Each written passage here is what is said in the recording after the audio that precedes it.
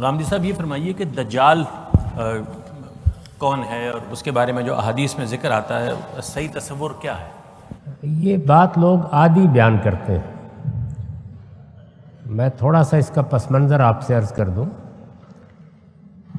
رسالت مآب صلی اللہ علیہ وسلم نے قیامت کی کچھ علامتیں بتائی.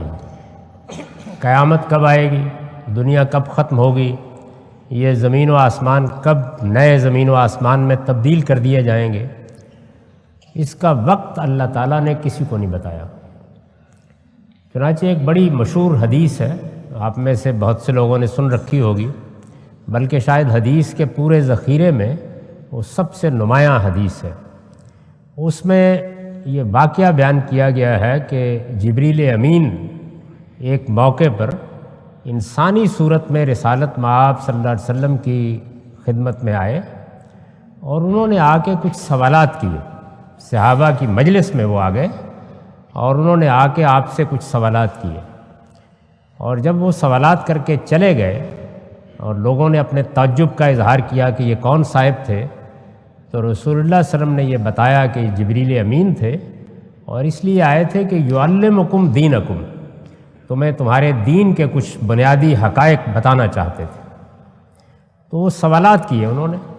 ان سوالات میں آخری سوال یہ تھا کہ قیامت کب آئے گی. تو رسول اللہ صلی اللہ علیہ وسلم نے اس کا جواب یہ دیا کہ مجھے بھی قیامت کے وقت کا اتنا ہی علم ہے جتنا آپ کو ہے.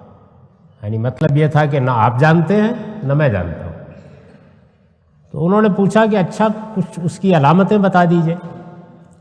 یہ علامتیں کیوں پوچھی گئیں اور کیوں بتائی گئیں؟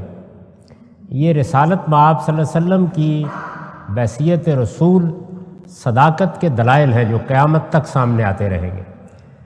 تو آپ نے اس موقع پر جو فرمایا وہ ذرا توجہ سے سنیے.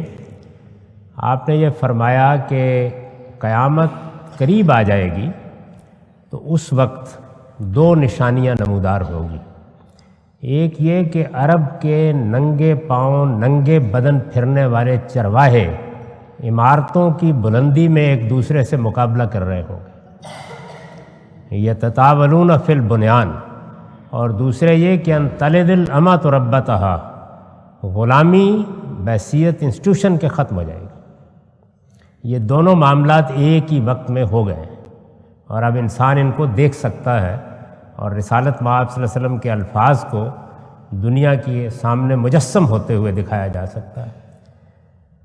اس کے بعد آپ نے کچھ مزید چیزیں بھی بیان کی. ان میں ایک چیز یہ بھی تھی کہ قیامت کے قریب ایک ایسا فریب دینے والا آدمی اٹھے گا کہ جو اپنے آپ کو مسیح کہہ کر متعارف کرائے گا کہ میں مسیح ہوں. یعنی سیدنا مسیح علیہ السلام آ گئے، یہ کہہ کے متعارف کرائے گا. تو عربی زبان میں دھوکہ دینے والے، فریب دینے والے کو دجال کہتے ہیں.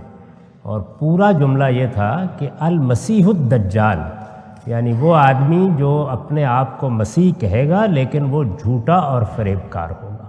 یہ پیشین گوئی کی گئی اور نہیں کہا جا سکتا کہ یہ کب پوری ہو جائے، لیکن جو پوری بات ہے وہ یہ ہے.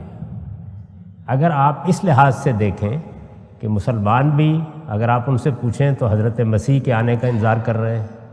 مسیحیوں سے اگر آپ بات کریں تو ان کے ہاں بھی اس کا تصور موجود ہے. یہود نے چونکہ حضرت مسیح کو مانا ہی نہیں تھا تو وہ بھی ابھی تک اس مسیحا کا انتظار کر رہے ہیں جو انہیں داؤد کی سلطنت دوبارہ دے گا.